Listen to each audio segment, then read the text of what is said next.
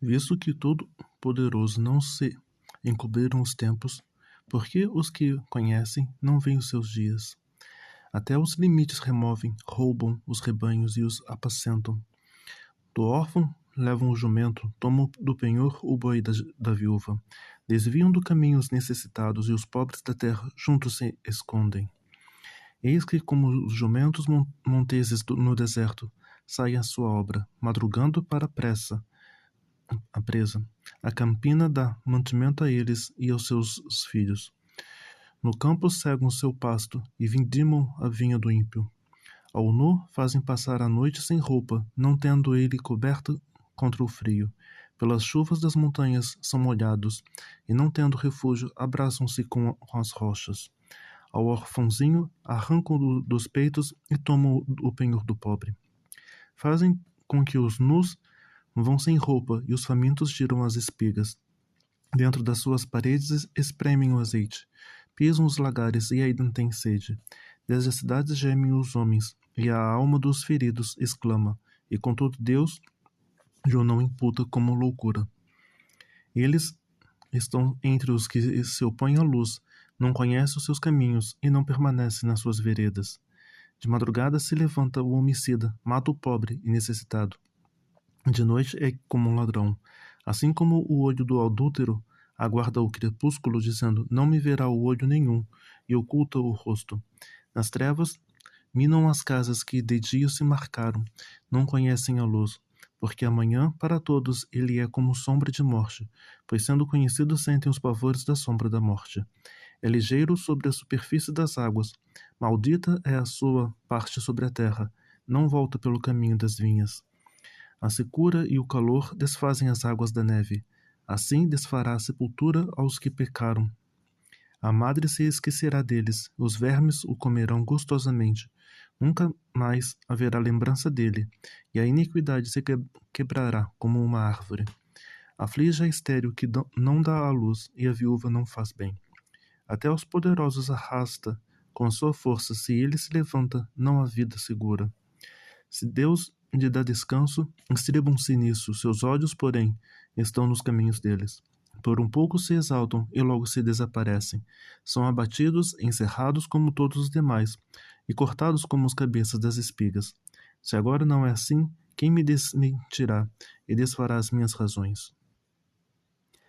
Então respondeu Bildade, o suíta, e disse, com ele estão domínio e temor, ele faz paz nas suas alturas. Porventura tem número as suas tropas? E sobre quem não se levanta a sua luz? Como, pois, seria justo o homem para com Deus, e como seria puro aquele que nasce de mulher? Eis que até a lua não resplandece, e as estrelas não são puras aos seus olhos, e quanto menos o homem, que é um verme, e o filho do homem, que é um vermezinho. Jó, porém, respondeu dizendo, como ajudastes aquele que não tinha força, e sustentastes o braço que não tinha vigor?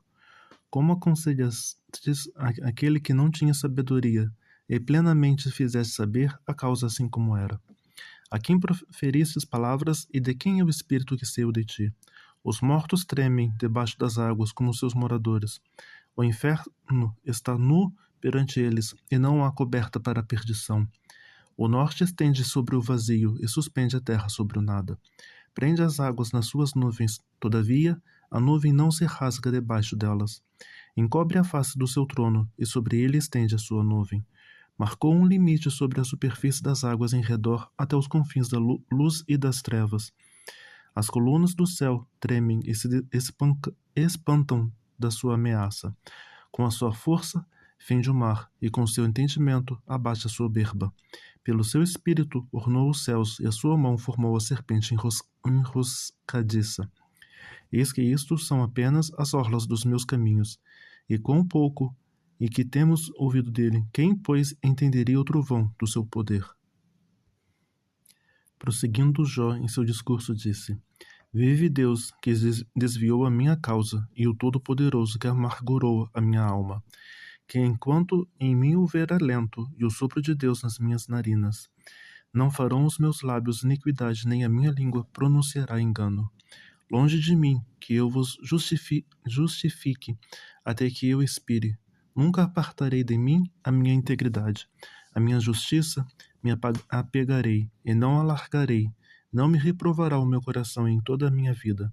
Seja como o ímpio o meu inimigo, e como o perverso o que se levanta contra mim. Porque por qual será a esperança do hipócrita, havendo sido avarado, quando Deus lhe arrancar a sua alma? Porventura Deus ouvirá o seu clamor sobrevindo de a tribulação? Deleitar-se-á no Todo-Poderoso ou invocará a Deus em todo o tempo? Ensinar-vos-ei acerca da mão de Deus, e não vos encobrirei o que está com o Todo-Poderoso. Eis que todos vós já ouvistes, pois vós desvaneceis na vossa vaidade. Esta, pois, é a porção do homem ímpio da parte de Deus, e a esperança que os tiranos receberão de Todo-Poderoso. Se os seus filhos se multiplicarem, será para a espada, e a sua prole não se fartará de pão. Os que ficarem dele na morte serão enterrados, e as suas viúvas não chorarão. Se amontoar prata como pó, e aparelhar roupas como lodo, ele as aparelhará, porém o justo os vestirá, e o inocente repartirá a prata, e edificará a sua casa como a traça, e como o guarda que faz a cabana. Rico se deita, e não será recolhido, abre os seus olhos, e nada terá. Pavores se apoderam dele como água, de noite o arrebata, e a tempestade.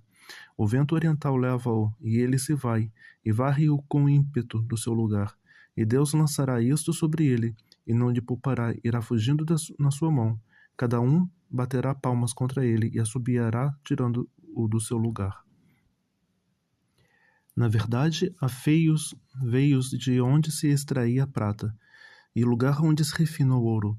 O ferro tira-se da terra, e da pedra se funde o cobre. Ele, porém, põe fim às trevas e toda a extremidade ele esquadrinha, a pedra da escuridão e a da sombra da morte. Abre um poço de mina longe dos homens, em lugares esquecidos até o pé. Ficando pendentes, longe dos homens, oscilam de um lado para o outro. Da terra procede o pão, mas por baixo é revolvida como por fogo. As suas pedras são o lugar da safira, e tem pó de ouro. Essa vereda, a ave de rapina a ignora, e não a virão os olhos da gralha. Nunca pisaram filhos de animais altivos, nem o feroz leão passou por ela. Ele estende sua mão contra o rochedo e revolve os montes desde as suas raízes. Dos rochedos faz sair rios, e o seu olho vê tudo o que há de precioso. Os rios tapa, e nenhuma gota sai deles, e tira à luz o que estava escondido. Porém, onde se achará a sabedoria, e onde está o lugar da inteligência? O homem não conhece o seu valor, e nem ela se acha na terra dos viventes. O abismo diz, não está em mim. O mar diz, ela não está comigo. Não se dará por ela ouro fino, nem se pesará prata em troca dela. Nem se pode comprar por ouro fino de Ofir, nem pelo precioso ônix, nem pela safira. Com ela não se pode comprar o ouro, nem o cristal, nem se trocará por joia de ouro fino. Não se fará menção de coral, nem de pérolas, porque o valor da sabedoria é melhor do que os dos rubis. Não se lhe igualará outro topázio de Etiópia, nem se poderá avaliar por ouro puro. De onde, pois, vem a sabedoria, e onde está o lugar da inteligência? Pois está encoberta aos olhos de todo vivente, e oculta às aves dos céus. A perdição e a morte dizem, ouvimos com os nossos ouvidos a sua fama. Deus entende o seu caminho, e ele sabe o seu lugar. Porque ele vê as extremidades da terra, e vê tudo o que há debaixo dos céus. Quando deu peso ao vento e tomou a medida das águas, quando prescreveu leis para a chuva e caminho para o relâmpago dos trovões. Então a viu e relatou, estabeleceu-a e também esquadrinhou.